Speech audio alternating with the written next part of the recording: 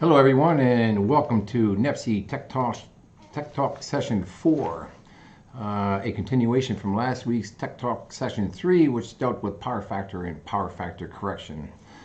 So we are happy to have you join us again. Remember, you can get PDH credits for this, for attending this YouTube Tech Talk. You can apply these PDH credits in certain areas to your CEU credit requirements. Remember, there's a chat box in YouTube. Please ask questions. Questions are great. It allows us to answer to your concerns. And also, please share this Tech Talk sessions with your colleagues, with your friends. If you share, you like, and you spread the word about these NEPSI Tech Talks, they will become more popular, and they will drive us to continue to produce more and more of these. And finally, ask questions. Ask questions or give us ideas of what you would like us to present in the future.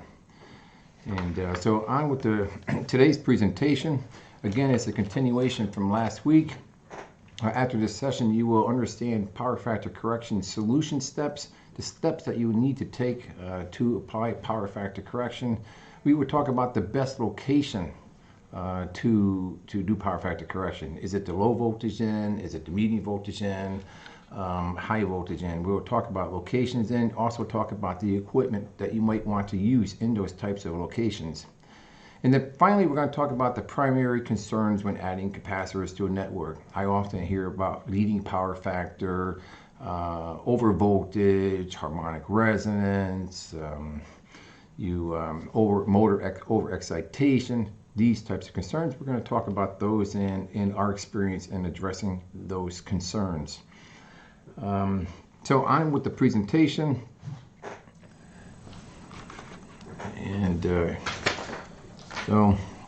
so again, this is NEPSI Tech Talk Part 2 of 2. If you did not get to see last week's presentation, which dealt with power factor, the power factor triangle, what is power factor?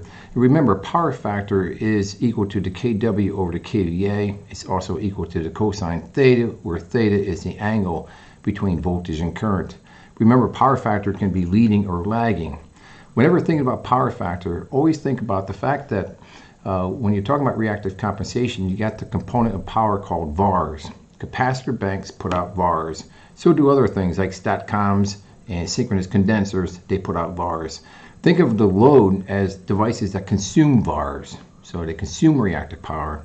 So you get this component of power called VARs versus kW. kW produces real power, but VARs is reactive power. It doesn't actually produce power. It's what forms that magnetic field that exists around the conductors. It's what allows power to flow along a transmission line or a distribution line.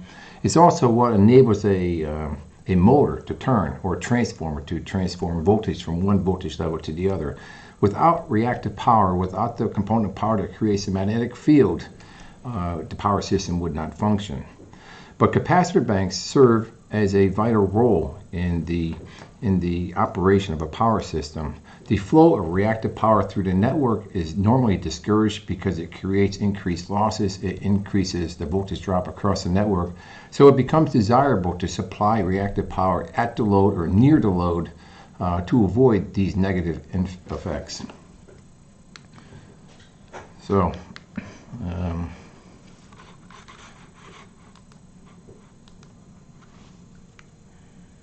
here we go. Get my pointer corrected. So in today's session, we're going to again talk about power factor, the application solution steps, the best location, and primary concerns when adding power factor correction. Please ask questions as you move along, and don't forget to check in with us if you're looking for PDH contact hours. Just send a message to Matt. Matt Marcette is the moderator of these Tech Talks. He's also the guy who puts these things together and helps us make them work for you. So here are the solution steps to power factor correction, and we're going to talk about what we typically see or what we typically do. I have been doing reactive compensation and power factor correction for well over 25 years. For the better part of my career, almost since I got out of college, I've been involved with power factor correction. So usually the solution steps involved with doing a power factor study is first to determine the reactive power of the load. What is the reactive power of the load? If we have an existing customer, an existing industrial customer, the first thing that you would want to ask for is the electric utility bill. Get the electric utility bills from the customer. If you are the end customer, if you're an industrial firm or a process plant, then look at your utility bills. Do you have KVA billing? Okay, KVA, the KVA demand charge. Remember, that's complex power. If you are paying a KVA demand charge, if you add capacitors to your network, you're going to reduce KVA to the point where you have a 1.0 power factor. So whatever your power factor is, you add a certain amount of capacitance, and you improve your power factor from, say, 0.8 lagging towards 1.0. Once you get to 1.0, you've maximized your you maximize the amount of capacitors you can put onto the system, and at the same time you reduce the KVA to a minimum. That would reduce your KVA demand charges. Typically, KVA demand charges are based on a 15-minute peak during any given month, and during every month it's ratcheted. So if you have 12 months of bills, it may be that say the summer months represent your peak. You will pay that peak KVA demand charge for the entire month. So your desire is to reduce the KVA and to maintain that reduced KVA throughout the entire year, because a ratcheted KVA tariff structure means that when you hit your peak, you hold on to that peak for 6 months or even a year. It's also why when you purchase capacitor banks, whether it's low voltage or medium voltage, you want to have the highest reliability equipment. If you buy a metal enclosed cap bank from a supplier and the capacitor bank keeps tripping offline for one reason or the other, each time that trips offline, you incur a new peak demand for that month. So when you're purchasing cap banks, don't purchase just on price. Realize that you cannot achieve the savings for a given month if a capacitor bank has tripped off. It means that you have reached a new peak for that given month, and that peak demand charge might be applied for the next 6 months to a year. So it's called KVA demand charges. You do not mix that up with KW demand charges, which is a real power demand charge. So you're looking for KVA demand charge. You also want to look on the bill for what's called a power factor penalty. In some parts of the country and in some parts of the world, instead of charging for KVA, they charge for power factor. They'll take the power factor. At peak KW as registered over a 15-minute period, and they'll divide by the power factor at that point, and that will be the value that they will charge you. So that's a power factor penalty. KVA demand charges, in a sense, is power factor penalties, but typically referred to them as KVA demand charges. And then you have power factor penalties, which is normally applied to the peak KW of the plant at a given point in time. Both can be very expensive, and usually the payback period dictated by the cost savings associated with adding power factor correction to your plant is what dictates the purchase of the equipment. So nearly, say, 60% of industrial plants out there are adding power factor correction because it's reducing their utility bills. If you, another place to look, especially if you're looking to scatter power factor correction throughout a facility, look at the switchboard meters or the power quality meters within the process facility. Go from one load center to the next and look at the power factor on the meters and look to see what the power factor is, what the KW is, what the kVAR is, and kVA. Get those three components of power. Remember, power factor is a ratio. So getting power factor alone really does not have a lot of meaning when it comes to power factor correction. From a supplier standpoint, we need to know, well, what is the reactive power? What is the reactive power requirement that you're looking for? The first question we're going to have is, what is the megabars and what is the voltage of the capacitor bank or the harmonic filter bank? They're the two questions we have. We need to have that answer. You can get that from the switchboard meters or the power quality meters. So go to those meters, get those values, P and Q, and you can also get power factor. If it's a new system, oftentimes load flow studies are used to obtain the information. Somebody has entered all the motors and all the other loads within an industrial facility into a load flow. They created a load flow model and they perform a load flow study. A load flow study determines what the P and Q requirements are throughout the entire plant, what the power and reactive power requirements are throughout the plant. It will summate do a summation of all those loads, and from there you can determine how much power factor correction capacitors you need. You can actually take the capacitor banks and place them throughout the facility and determine what the best mix of capacitors are, where you might want to put them, and look at the impact on the reactive power flow through the network. So low flow studies are a very common method for doing power factor studies. And then finally we have what's called a load study, and it's just an Excel spreadsheet. We have a couple of Excel spreadsheets on our website as examples of how a load study is done. But essentially you're entering all the data related to a facility. You're entering the motor horsepower, the motor running kW. Is it 80% loaded? Is it 100% loaded? How often does it run? What's the coincidence factor of that to the rest of the plant? And you're determining, well, what is the maximum load within the facility? What is this power factor? What is this reactive power requirements? So we have two example spreadsheets on our website. Go grab those, and you can do load studies with Excel spreadsheet tools also. And there you're just basically adding up total kW, total reactive power on a given system, and calculating what that reactive power requirement is. If you ask the question, well, what is the reactive power requirement of a motor? Say you have a 1,000 horsepower motor, 4160. The only way to really know that is you have to go to the motor data sheet. Go to the motor data sheet, go to the manufacturer, ask for the motor data sheet. And on the motor data sheet, they will tell you what the power factor is at 75% load, 80% load, 90% load, 100% load.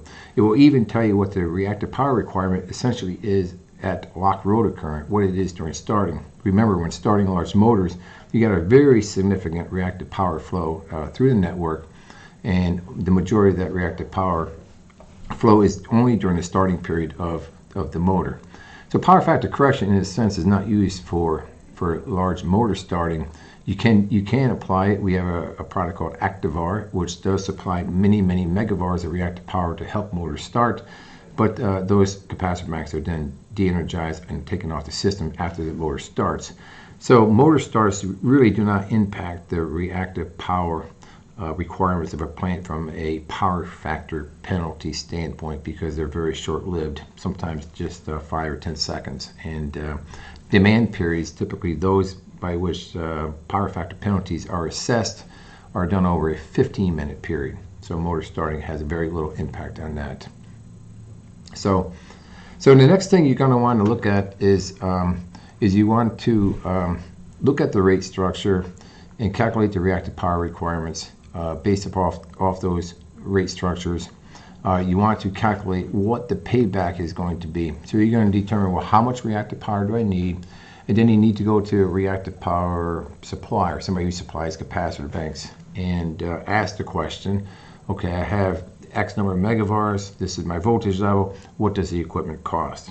Okay, and you're going to determine what the payback period is. And this is for existing facilities, but even for new facilities, they might be contemplating, do they want to add reactive compensation or not? You also got to look at, well, what is the step size?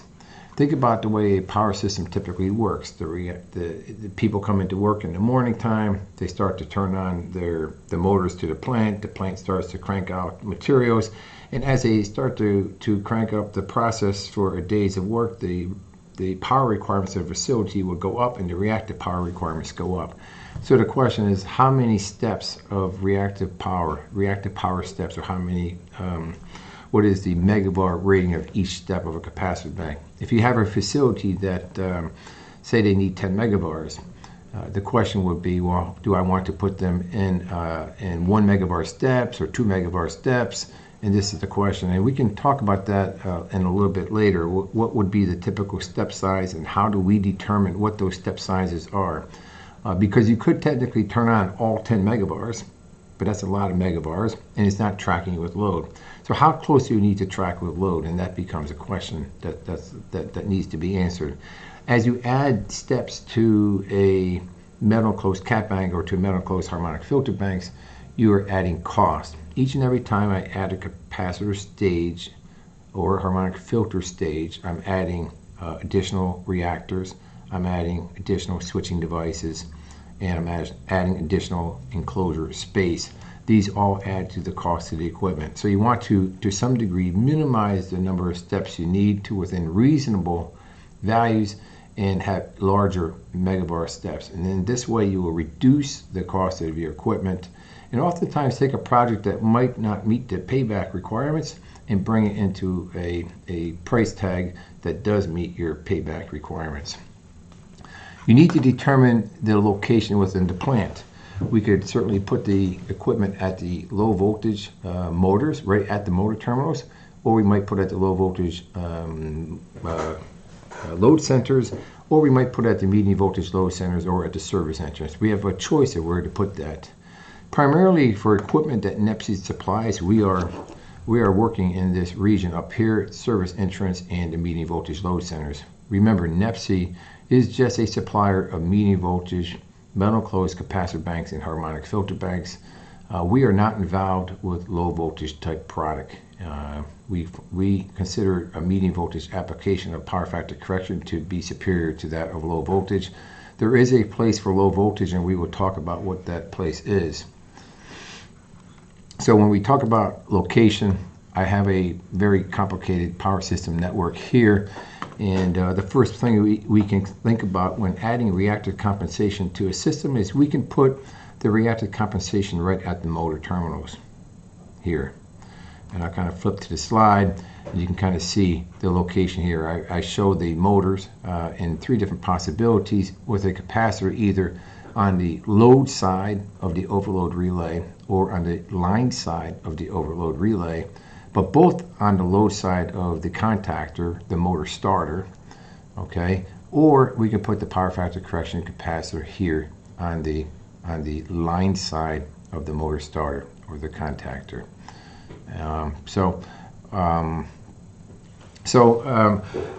The question becomes what is better, and when you start to think about adding reactive compensation down here, the first thing to realize is that you're going to reduce the power flow through the overload relay because you have put the capacitor on the load side of the overload relay. Sometimes people will put capacitors here and forget to adjust their overload relay settings. If you put it on the line side, you'll impact the overload relay. The amount of reactive power through the overload relay or through the fuse will be the same. Okay, and then on the line side, we do not have an impact on this overload relay, but we do have it on the primary side fusing. One of the things that makes this type of application advantageous is that we can provide the disconnecting means associated with the capacitors when we put them on the load side of the contactor. One of the problems with this application procedure, however, is the number of capacitor banks that would be implied in a typical process plant. You could have hundreds of low voltage capacitor banks scattered throughout an industrial system. This becomes somewhat of a nightmare to manage. Okay, are the capacitor banks are they working properly? You have to maintain those capacitor banks, and this is an issue. And then when you have a resonance issue, it's very, very difficult to figure out what is going on. And oftentimes, especially back in my younger years when I was working at a low voltage manufacturer, we would oftentimes go out into the field and find that many of these low voltage capacitors had failed because there's hundreds of them and they're located at various places within the plant. We find that the maintenance personnel would not check the capacitors for operation. The other thing about low voltage capacitors is they use a dielectric film. It's a self-healing dielectric. And what that means is as the capacitor fails, it loses capacitance over time. So you could virtually have a capacitor sitting in the plant and you think it's operating, it's connected to your network, but yet it's putting out no reactive power. This is one of the drawbacks to the low voltage application of power factor correction. You have lots of capacitor banks scattered throughout the plant. You do not know if they're operating. There's many of those to maintain, and you have a complex resonance environment. You have set up many different possibilities of resonance. I have provided just a picture of some low voltage and what I would call fixed capacitor banks.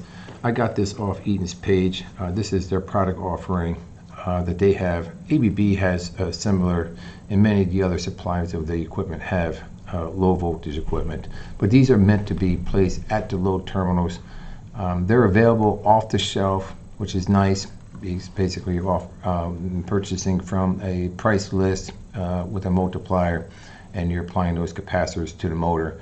You have to go to the motor data sheet, determine how much reactive power you need, and then apply a fixed capacitor bank to each and every motor within the plant. There are other locations. We could do low voltage load centers also.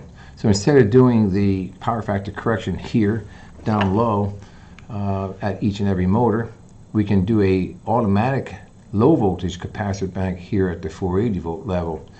And so I will pop over to those low voltage banks, and here I'm showing an ABB active filter system shown. And that's one thing to note, is that the low voltage level, especially at the load centers, it's oftentimes that active filters are being used, or thyristor switched capacitors are being used in lieu of contactor switched capacitor banks. These systems are typically good to about 1,000 kVAR. After 1,000 kVAR, you're starting to deal with a lot of current, and when you need more than 1,000 kVAR, we recommend that you start thinking about going to the medium voltage level. 1,000 kVAR, if you think about this, at 480 volts, is 1.2 amps per kVAR. So you need 1,200 amp device for power factor correction. The power factor correction device becomes expensive, and the medium voltage application becomes more competitive. And then I also show a standard contactor switched capacitor bank here. It's just we have basically contactors, capacitors, and fuses inside this, with a controller here that will turn stages on and off. It's very common that they're using 50 kVAR steps and 100 kVAR steps at 480. I can tell you, if you're used to the low voltage marketplace and you come to us and you say, hey, I want a medium voltage cat bank that's 10 steps of 100 kVAR, we tell you no, because it's just not feasible. So a lot of engineers who have practiced in the low voltage industry, when they go to the medium voltage industry, they try to apply what they learned at the low voltage side and apply it to the medium voltage side. It's not the same. The capacitors are different, the switching devices are different, and the megavar stage sizes are significantly different. So the concepts are different. So back to the solution steps. You determine the location, what makes sense to you. You want to consider, when you're looking at location, these other concerns. You have resonance concerns. Whenever you add capacitor banks to a network, always look at what the resonance concerns are. Do I want to add capacitors as standard capacitors, or do I want to put detuned capacitors or put in harmonic filters? Remember, detuned capacitors and harmonic filters are being installed to avoid resonance. In most cases, you're putting in those devices to avoid resonance. I have some LinkedIn articles where I've written about detuned versus tuned capacitor banks. In the future, we will do a tech talk that specifically addresses detuned cat banks versus tuned cat banks. Also, we have a harmonic analysis presentation where we will also discuss this concept of detuned versus tuned capacitor banks. If you're an EPC, typically you would want to develop some type of specification. Okay, if you're doing medium voltage work, the first question would be, is it a open air type system? Okay, where the capacitors and the bus work and the fuses are exposed, or do you want to do a metal enclosed system? Open air, metal closed. So that's one thing to decide. NEPSI, just to remind you, is a supplier of metal enclosed capacitor banks, 2.4 kV to 38 kV. These systems have some advantages. The key advantage is it's fully integrated, ready for interconnection. All switching, protection, control are built into it. It has a footprint area that's just 1/3 of the open air solution. And when it arrives on site, it will install in a fraction of the time, maybe just 10 or 20% of the time. It does have a slightly higher cost initially, but when you factor in all the other costs, the site works, the installation cost, the startup and commissioning costs, the metal closed solution tends to be less expensive. You also need to determine if it's a metal enclosed cat bank or filter bank, and develop a specification from that. NEPSI's website has a list of specifications, guide form specifications for both capacitor banks and harmonic filter banks, and it's split up by industry. I'll tell you that a metal closed cap bank or filter bank for a renewables plant is significantly different than that of a mine, and is significantly different than that of a oil and gas plant type filter system. So depending upon where the harmonic filter or capacitor bank is being applied, the specification does vary. What is typically done in those industries does vary.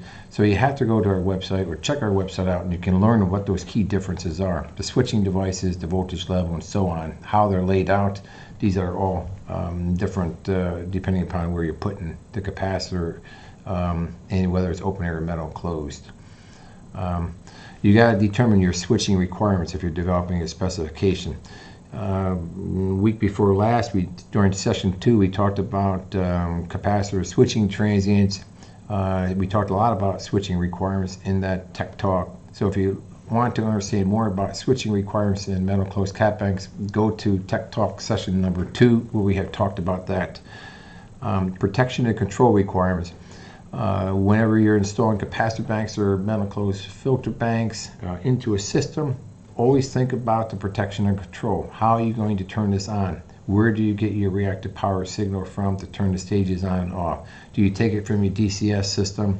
Do you take it from the source metering?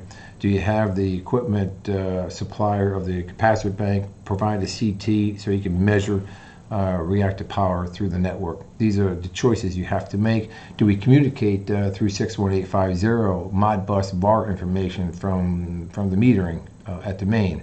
So you decide on how you're going to do your protection and control. And the next question is the protection and control built into the capacitor bank, or is it external? Okay, so you can have protection and control built in, where it's inclusive, or you can have it external, where they have to wire it in the field. And then you have your site requirements. What is the space requirement for the harmonic filter or the capacitor bank? You have to determine, well, what is the site requirements? You have to determine where in the network you want to connect it and what feeder breaker you would plan to use. Okay, what is the appropriate feeder breaker? Does it have the ampacity requirements to meet your site requirements? So there's a lot to think about when it comes to reactive compensation. There is a commercial review process. For those who are soliciting bids from various suppliers, you have to do a commercial and technical review. Okay, so if you went out to various manufacturers, you do a commercial and technical review. Our suggestion is to do a thorough review of everybody's bid. They may appear to be the same. You may have asked for say 10,000 megavars at 13.8 kV, and multiple companies may have bid that, but I can tell you that within the equipment itself, there is some significant differences between one supplier and the next. You need to review thoroughly that you're getting exactly what you asked for. The next thing you want to ask for is, well, what testing has been done? Okay, medium voltage equipment, especially medium voltage equipment, is all custom in nature. You want to ask, well, what testing is done? Did you do in-post testing? Have you partial discharge tested the equipment? If it's a harmonic filter, have you done sweep frequency resonance analysis? You want to be able to confirm that the bidder of the equipment is building what you asked for. If it's custom equipment, it should be in-post tested, and it should be partial discharge tested. If it's a filter, it should definitely include a sweep frequency resonance analysis. Why? Because somebody has developed a harmonic filter. It has a specific impedance profile. That impedance profile determines the performance on the network, and you want to confirm that what is built is actually what has been supplied. What has been specified is what has been supplied. So a thorough evaluation is recommended. And remember, you're installing power factor correction for what? To save money. If you have a power factor correction bank that gets installed on the system and it's not reliable, you will save nothing. So paying a little bit extra to make sure it's done right is a better choice. It sometimes comes in it could potentially come in at with one additional month of payback. You may be able to get a better capacitor bank and one that will serve you for many years. So think about that when evaluating equipment. Also think about lead time. Payback periods are sometimes on the order of 8 to say 12 months. One supplier might be say 10 or 15% less. So your payback is 9 months instead of 10 months. So think about that. Payback periods, if it's less than a year, you should not be buying on price for sure. So we're going to talk about the primary concerns when adding reactive compensation to a network. What we're going to talk about is overcompensation, going leading, harmonic resonance, voltage rise, switching transients, back-to-back switching, and then outrush currents for near-end substation faults. What that does to the breaker rating, and then motor self-excitation. So these are the common concerns that we see what the customers have when installing power factor correction. So the first one is going leading. We oftentimes will have a customer that will come to us and they will say, I don't want to go leading, as if something bad will happen if you go leading. So when you look at a standard power factor meter, an old analog meter here, you can see that the meter goes from a 0.5 capacitive to a 0.5 inductive. We will have a customer that will say, I can absolutely not go leading because something bad will happen. Well, I can tell you that nothing bad will happen if you go leading. Now, if your tariff structure says you can't go leading from your utility supplier, the energy supplier, then yes, they'll go leading. But if they don't care, normally they do not care, there is nothing wrong with going leading. In fact, most capacitor banks supplied by NEPSI, we are regulating to 1.0 power factor, which means that as the stages come on and turn off, we constantly go from a lagging power factor to a leading power factor. Standard automatic power factor controllers will regulate with a gray band or a dead band of 1.5, meaning that the system will go 0.75 times the small stage size leading. So 0.75 times the smallest stage size leading. That's how they work. So which means that the system is always going from lag to lead. And then when it's stepping down, it's always going from lead to lag. But it's always bouncing around 1.0. We always recommend setting the power factor controller to 1.0 because it makes sense to do so. Even if your power factor requirements of the plant are 0.9 or 0.95, we still recommend setting the power factor controllers to regulate to 1.0. And we do that because it exercises the capacitors, and if it's a harmonic filter, it maximizes the amount of harmonic filters that are installed. Remember, harmonic filters are like Labradors. They like to eat, and they eat harmonics. And no matter what you put in front of the filter, they will eat. Just like whatever food you put in front of a Labrador, they will eat until they get sick. So if you have a harmonic filter and your desire is to set it at 0.9, what you're doing is you're minimizing the number of stages that can come on, which means you're minimizing the amount of harmonic current that entire filter system can install. So if you want to improve reliability, turn on more stages. That reduces the harmonic current flow into each and every stage within the harmonic filter, and it will help to save the filter for conditions that could potentially overload it. So always think about that. Harmonic resonance is another concern. Whenever adding capacitors to a system, always consider resonance. You always have to consider resonance.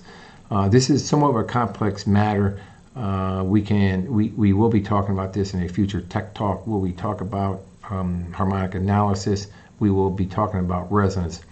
But essentially, when the capacitive reactance of a shunt power capacitor banks equals the source reactance, which consists of the short circuit impedance here plus the impedance associated with the service transformer, when those two values are equal, you have resonance.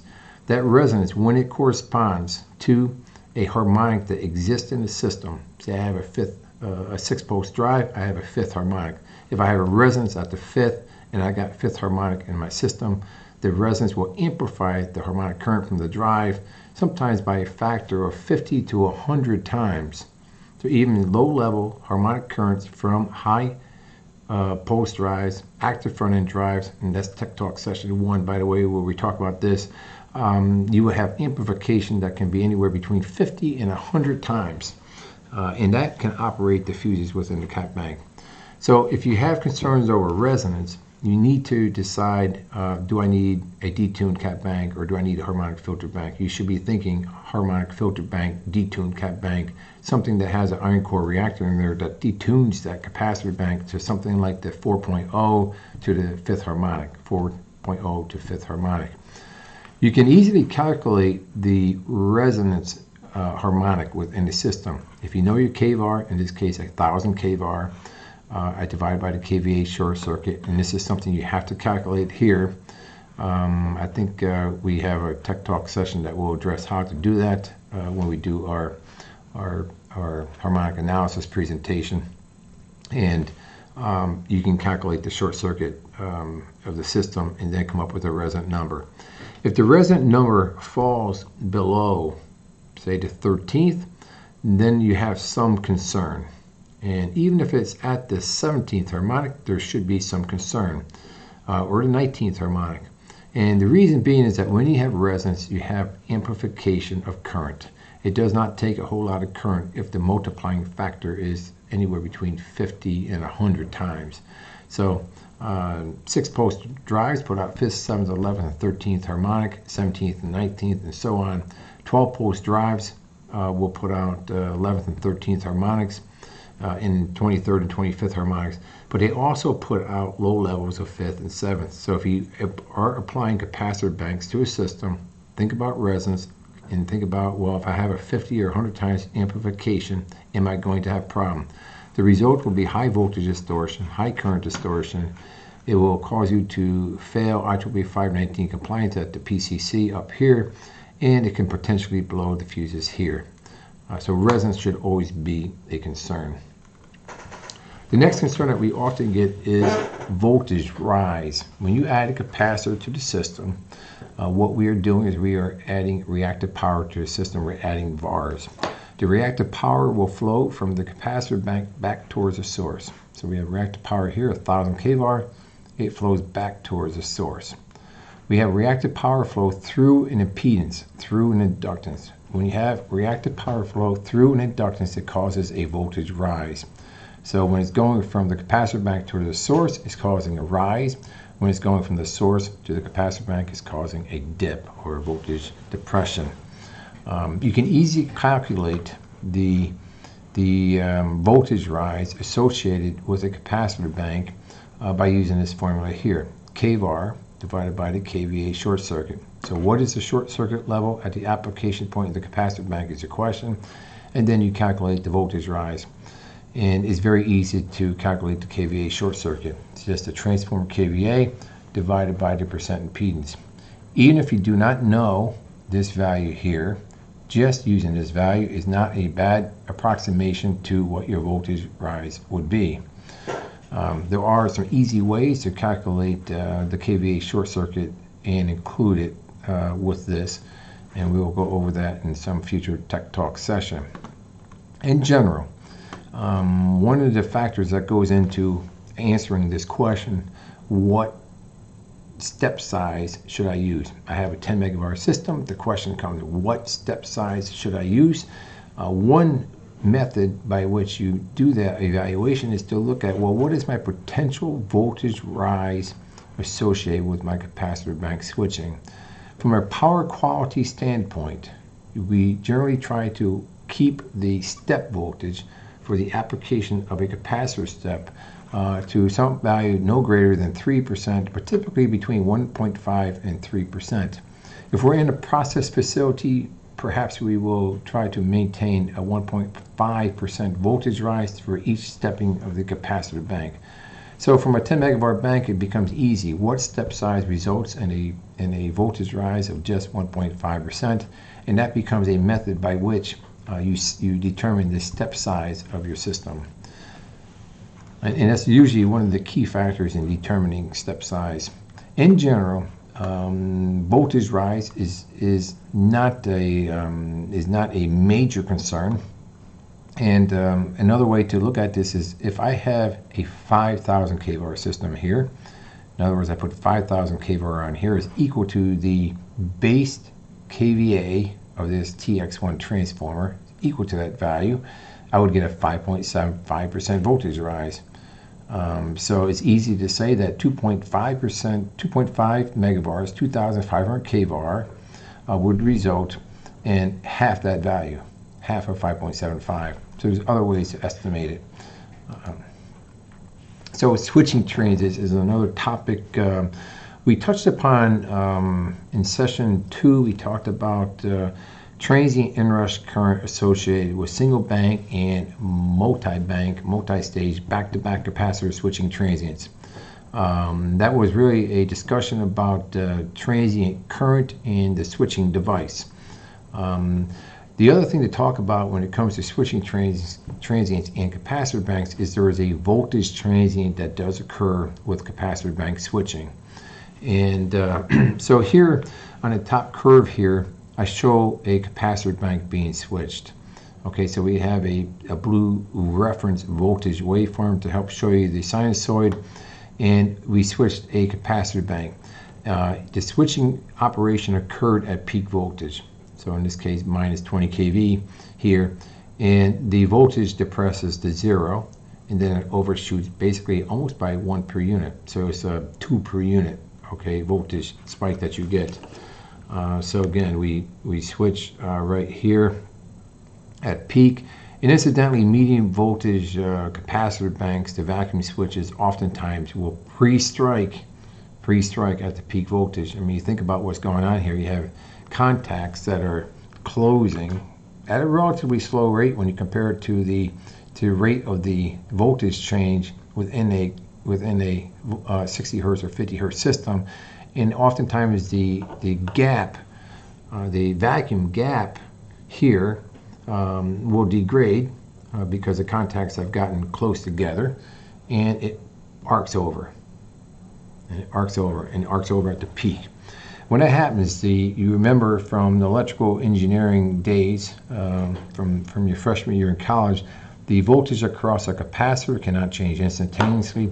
So when we add a capacitor to the network, and the capacitor voltage is sitting at 0, it means that the system voltage must drop to 0 to fulfill that basic requirement that the capacitor voltage cannot change instantaneously, which means we are going to have a quick change in voltage here where it's going to go to 0. But now the system must recover. The system has to recover, so what's it do? It returns and it overshoots by 1 per unit. And this is the classic switching transient that you would typically get. Down below here, we zoomed in on that area. And the thing is that you have your initial voltage dip, this value of D, it goes to 0. In reality, it will go to 0, it will go to something less, but this is an ideal system that we show. And then there's a recovery voltage, and it will overshoot theoretically by a factor of 2, but the reality is it doesn't go up to a factor of 2, it goes to something less because of system dampening. And then we get this oscillatory waveform that diminishes over time. And there's a period of time by which we have this overshoot in voltage. And that is what we're showing up here. We got an oscillatory transient. The first thing to note is the initial voltage sag is very quick, and the initial overshoot is very quick, and then it very quickly diminishes. So from a power quality standpoint, you're subjecting your load to these voltage spikes. The size of the voltage sag, the time duration here, T1, the time duration, is related to the size of the capacitor bank. If I got a very small cap bank, take it to the extreme, if I just have a few nanofarads, the spike would be so small, it would be infinitesimally small. As I increase my capacitor bank size, the amount of time that we have this voltage sag and the amount of time that we have T2, that we have the overshoot, will depend upon the size of the bank. The bigger the capacitor, the bigger the dip. Okay, and this is something to think about. If you apply the rules from the prior page, apply this rule according to the prior page, we have found that these voltage transients for medium voltage systems are never a problem. So we have been supplying capacitor banks since 1995. We have over 2,500 systems in place, and we have been applying capacitors in accordance to these simple rules of thumb. And in all those years, we have never had a voltage transient issue. okay, when applying those rules. And this is key. The other thing to think about, medium voltage systems typically do not have a voltage transients issue. Okay, and so if you think about what I just said, 2,500 systems over a period of about 26 years never had a voltage transients issue. That's amazing. The reason for that is, number one, medium voltage systems tend to be away from sensitive loads. The sensitive loads are at the low voltage, right? All the sensitive loads are at low voltage. There's a transformation between the low voltage systems and the medium voltage systems. And this is one of the advantages of medium voltage power factor correction, is we do not need to worry about voltage transients when we're supplying capacitors banks between 2.4 kV and 34.5 kV. Typically never have a voltage transients issue, especially if you're following the rule of thumb of no more than 3% voltage rise associated with your steady state switching transient, voltage transient that you get. Some other things I've noted here is you can have multiple zero crossing, and this is something else to be concerned about, especially at the low voltage end. This is why you have problems at low voltage, is that sensitive electronic devices might be sensing zero voltage crossing here, and that zero voltage crossing can cause power quality problems on the system. So if you apply some general rules of thumb, don't make the capacitor bank too large. Stay within that 1.5 to 3% voltage rise, the steady state voltage rise during your design stage. You should not have a problem. We talked about transient inrush current on session 2. Session 2, we talked about transient inrush currents, I believe. And so I'm briefly going to touch upon it here. For multi-stage capacitor banks, you need to be concerned about transient inrush current. You do not need to be concerned about single bank switching where we're drawing reactive power through the network. Your main concern is back-to-back switching, one in which I have one capacitor bank on a bus, in this case this one here, being energized, and I have other capacitor banks on that same bus already energized. The concept that is going on here is there is a high magnitude current that will discharge from this capacitor bank into the system that's being energized. The impedance between this stage and this stage is only limited by the inductance that you put in your circuit plus the inductance of the buswork. But if you think about a metal enclosed system, the buswork might be just say 10 feet, and the rule of thumb is 0.5 microfarads per foot. So 0.5 microfarads per foot, we would just have 5 microhenries. And I can tell you 5 microhenries is not enough to limit the transient current associated with back-to-back capacitor switching. And what you're looking for is you're making sure that the high frequency making current of this switching device, of this contactor, is not exceeded by the inrush current. If you exceed the transient inrush current, what you're essentially doing is causing a abnormal closing event to the switching device. You might weld the contacts, you might pit the contacts. And really the primary issue here is that as the contacts spread to reopen, because we had such a high magnitude inrush current during closing, that you get an improper operation. The improper operation during opening can cause restrike, and restrike for sure can fail your capacitor bank. We have found that case rupture, the number one cause of case rupture, is restrike. So making sure that you apply enough impedance in the network here is important to limit the inrush current. There are some mitigation technologies. The primary one that I've been talking about here is inrush reactors. It is by far the most competitive way to limit the inrush current. Install an inrush reactor. There is other technologies. One is the pre-insertion resistor technology, we also can do synchronous closing technology, zero voltage closing technology. This is can be done with external controllers. We talked about this previously, and it can also be done with a synchronous closing breaker. ABB had just came out with a VD4CS. I think it's worth taking a look at a video that we posted to YouTube on this switching device.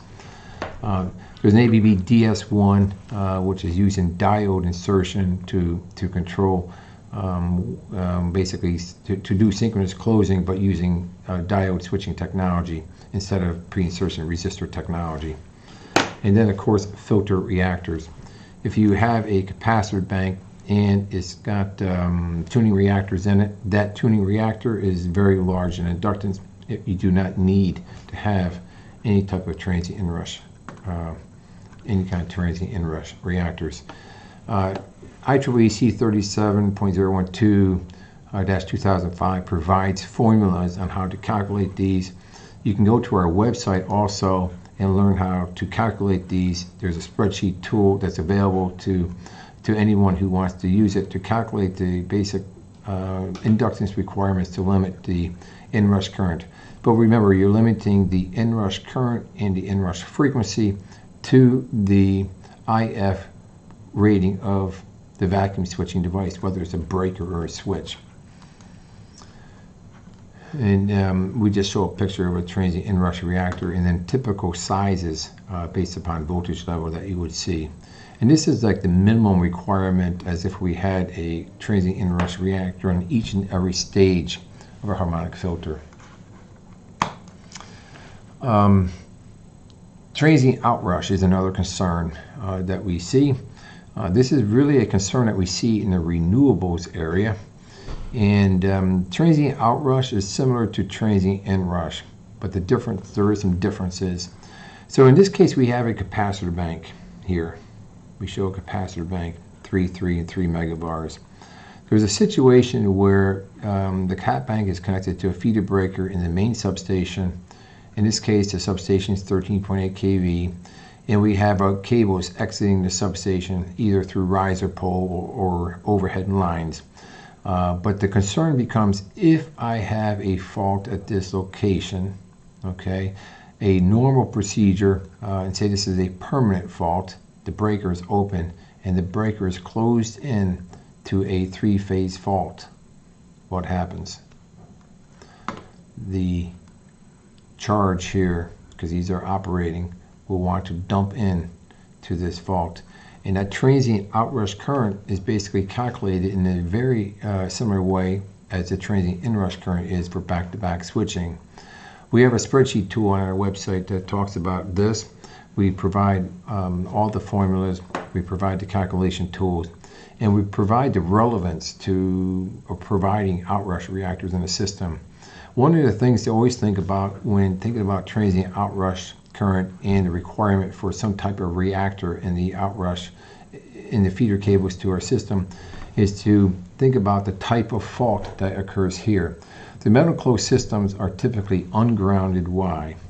What that means is that if I have a line to ground fault at this location and I close this breaker, it will not contribute fault current. If I have a line to line or a three-phase, we would contribute fault current to it, and that switching device would then see that inrush current, and it could be very high. If it exceeds the switching device rating, depending upon if it's C0, general purpose, or C1 or C2 rated for capacitor switching, then you have to take some type of mitigation procedure, which is to install reactors.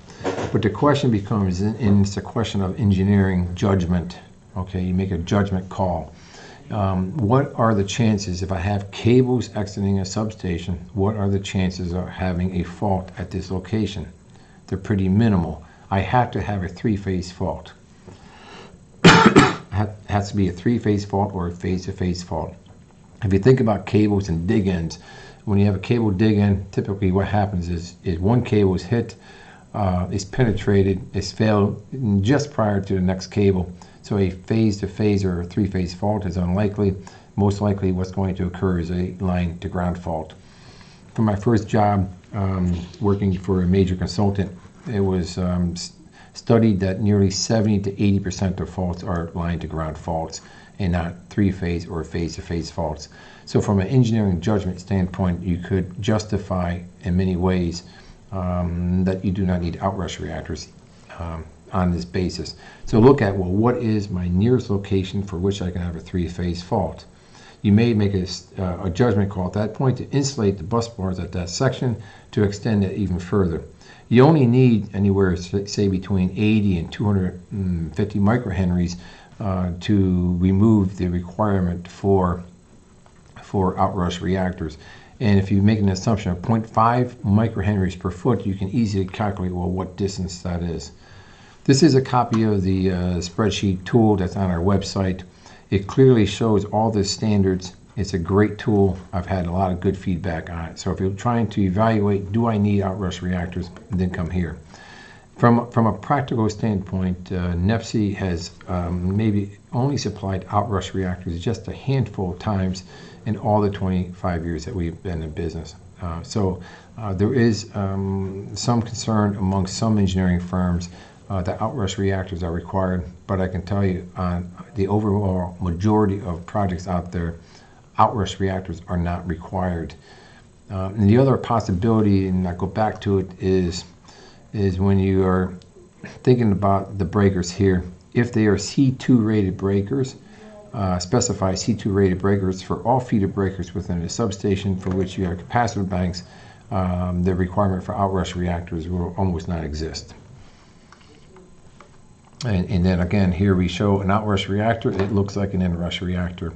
Outrush reactors, when they do become required, tend to be larger in size. We tend to see something on the order of, say, 200 to 300 microhenries. And when you have such a high microhenry reactor, sometimes it dictates that we put the Outrush reactor outside the equipment. Why? Because it gets big. The reactor gets big, and outside of the reactor is a magnetic field. The magnetic field can couple with the enclosure steel and cause heating within the enclosure. It can also couple with the supports around the reactor and cause heating. So you have to start worrying about what's called eddy current heating within the skin of the enclosure or within the base structure of the enclosure.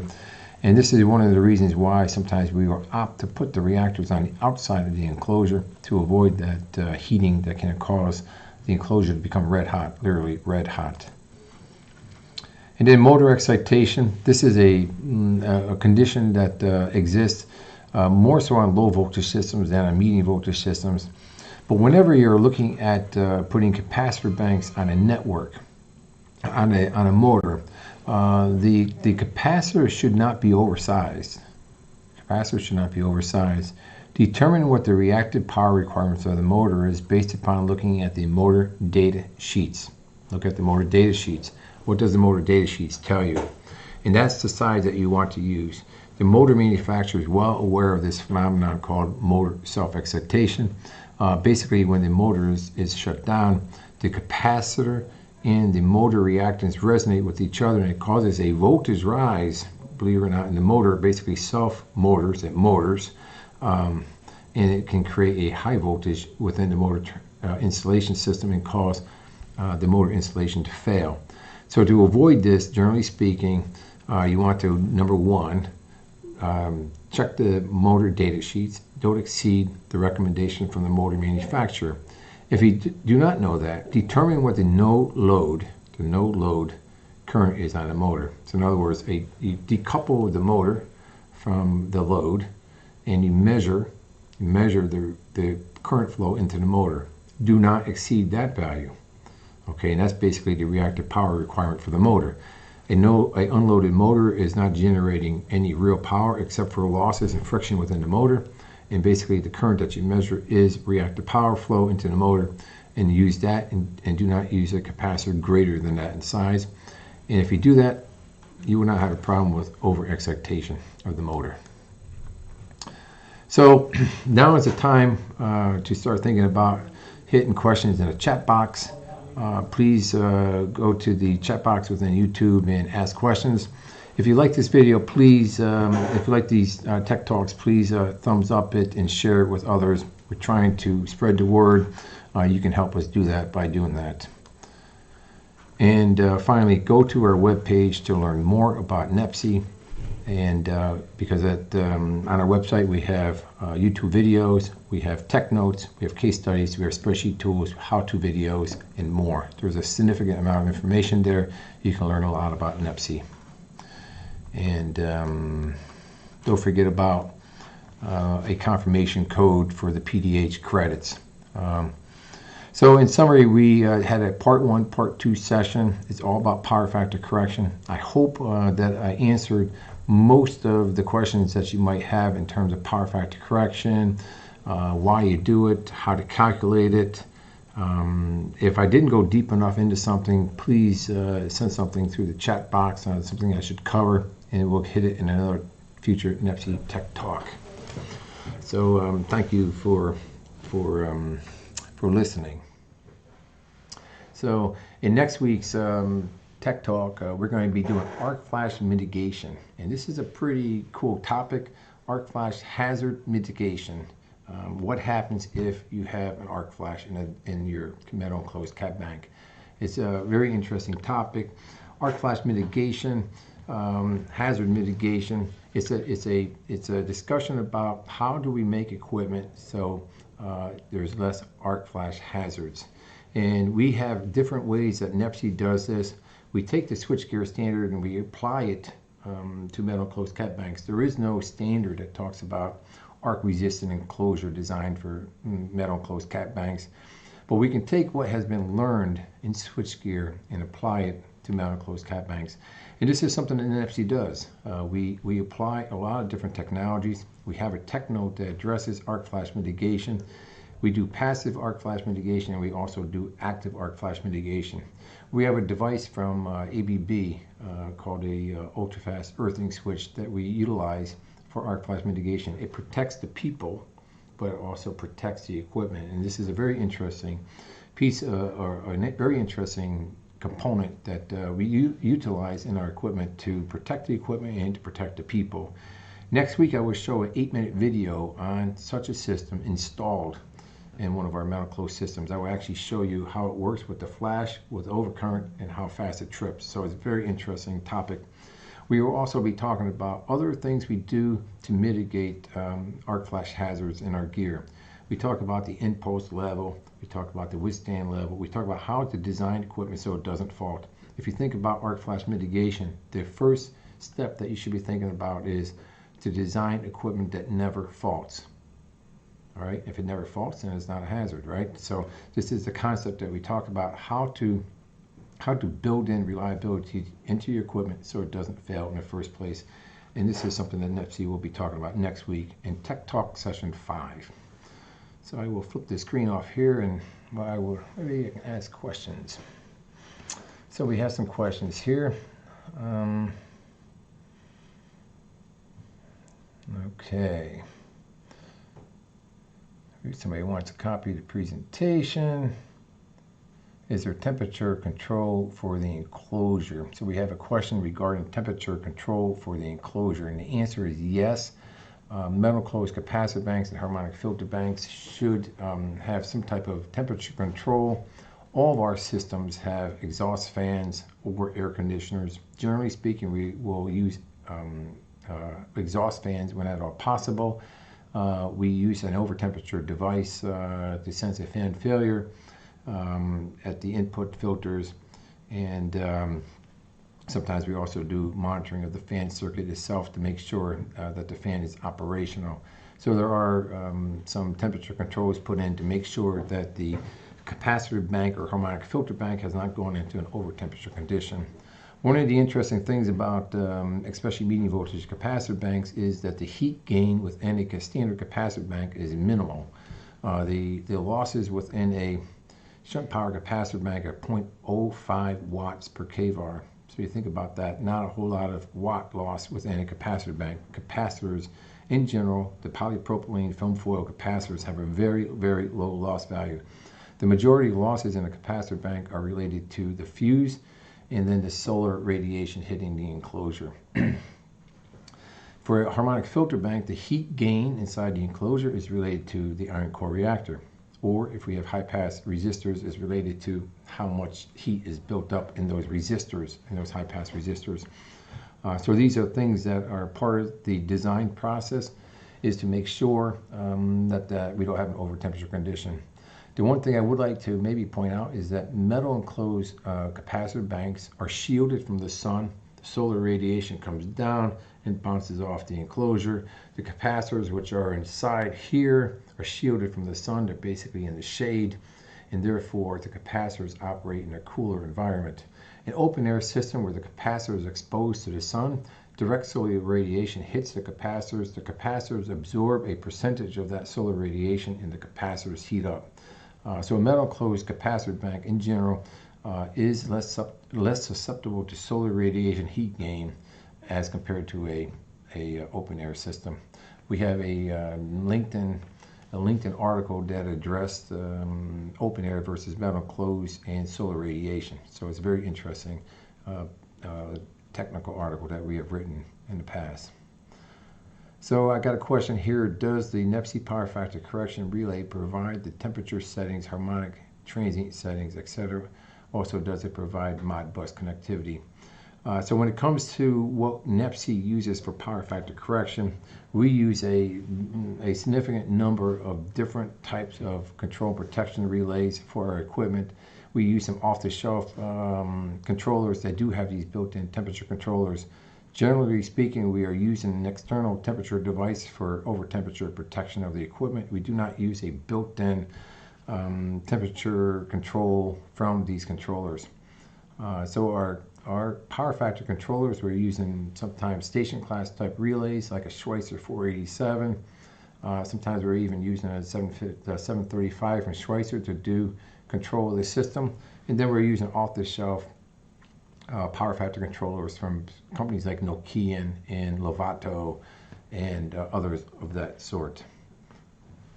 So Christian said a very interesting topic. It would be interesting if you could make one session about how each product affects the frequency response to the system's impedance at different points. So that is a presentation that we will be doing moving forward. It will be a presentation where we're talking about harmonic analysis, and that's a good two-part presentation. Perhaps in a few weeks we'll get to that topic of capacitor banks and harmonic filter banks and harmonic analysis and impedance scans and how a capacitor bank impacts the impedance scan of a network. Tamara said, excellent presentation, thank you very much. And we have Piotr, I don't know how to pronounce the name. Can you tell more about using the ABB breaker instead of reactors? So somebody's asking about the ABB breaker instead of reactors. So ABB has two devices out there for switching capacitor banks. One is the ABB DS1 switch. It's a diode pre-insertion resistor device, and it's available at 600 amps and the 15 kV voltage level.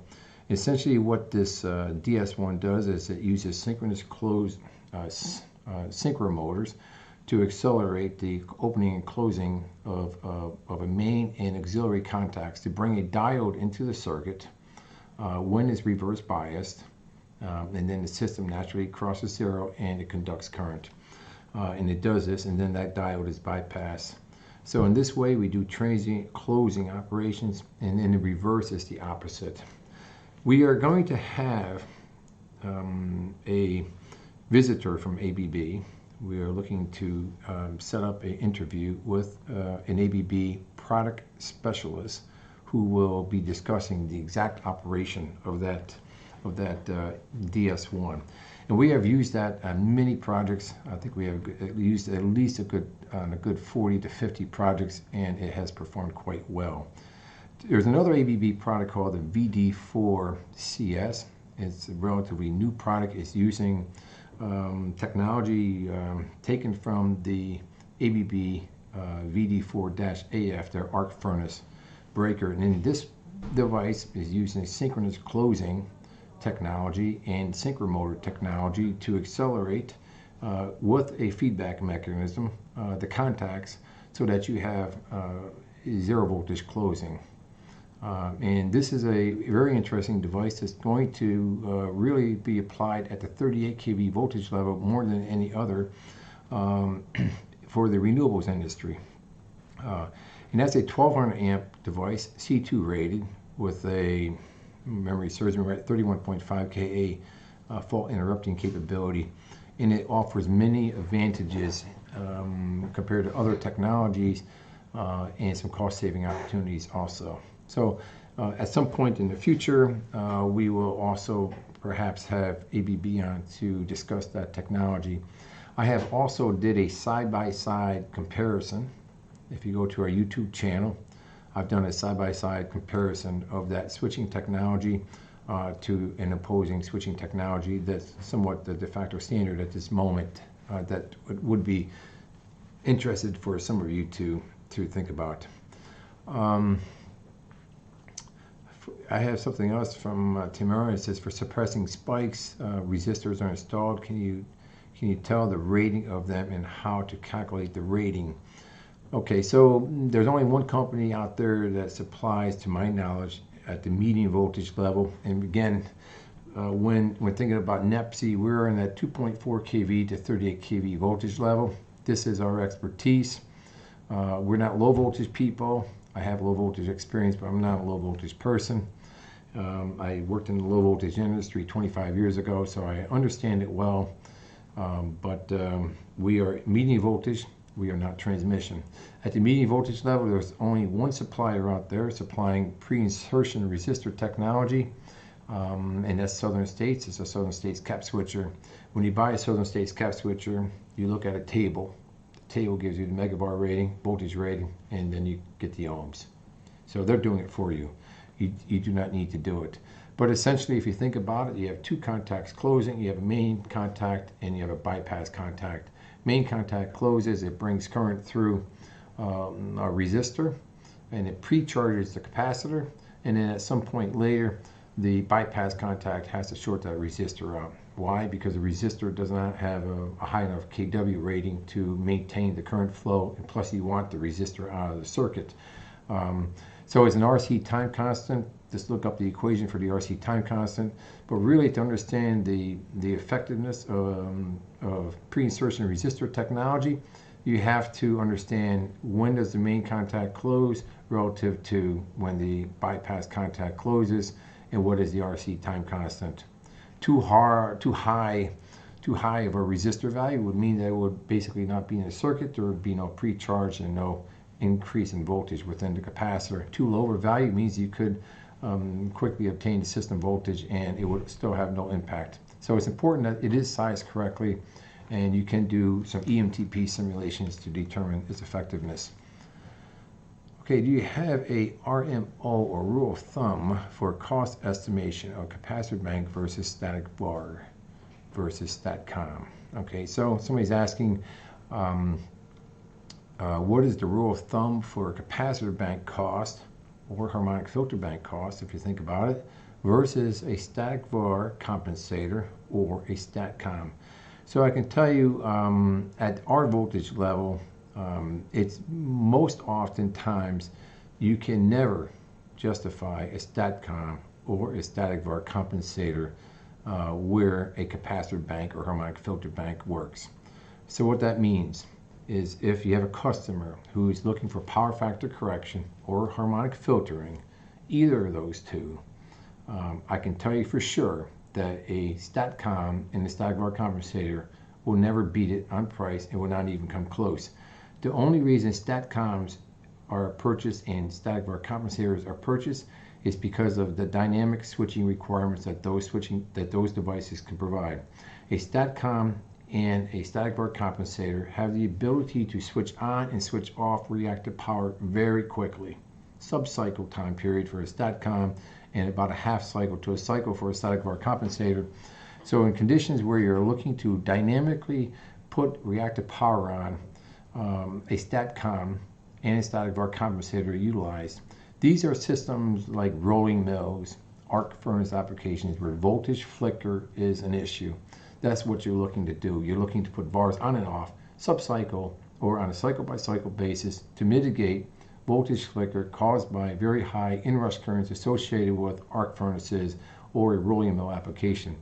We can't install a capacitor bank in a rolling mill application because every time the metal goes through the dies, the capacitor bank must turn on, and every time it passes back, it must turn off. It's just too often of a requirement that the capacitor switching device be asked to turn on and turn off that often.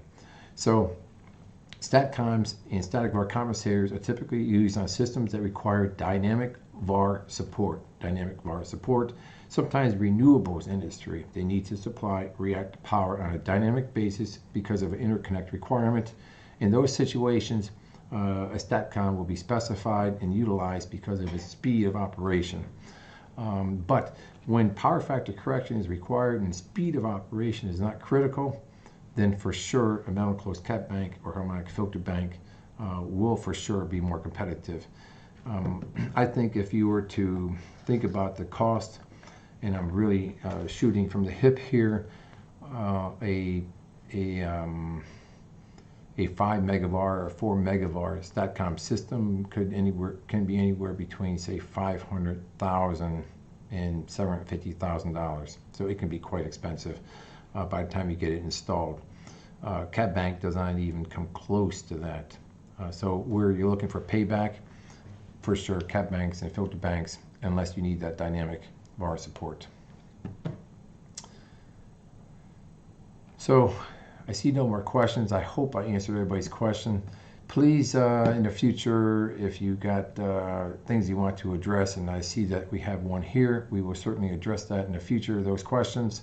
There will be a harmonic analysis presentation. It will be one of the better presentations you have seen on the subject matter. We go through some hand calculations on how to do it.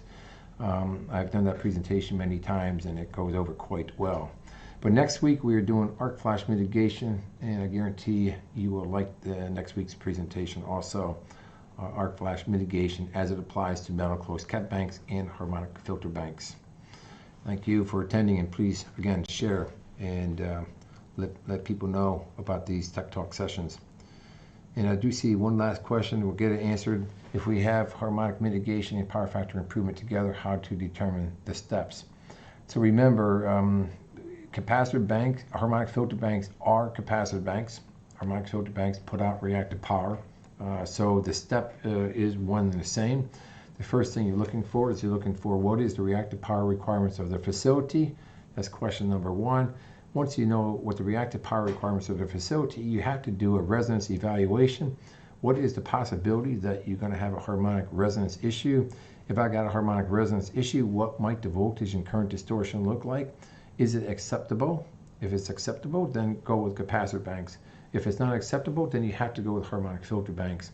The harmonic filter bank, its primary rating is reactive power. The first and primary rating of a filter bank is voltage rating, reactive power rating, and tuning point. If it's a capacitor bank, it's reactive power and voltage. So again, you're going to be looking at the system as a whole, determine reactive power, determine if resonance is an issue, and then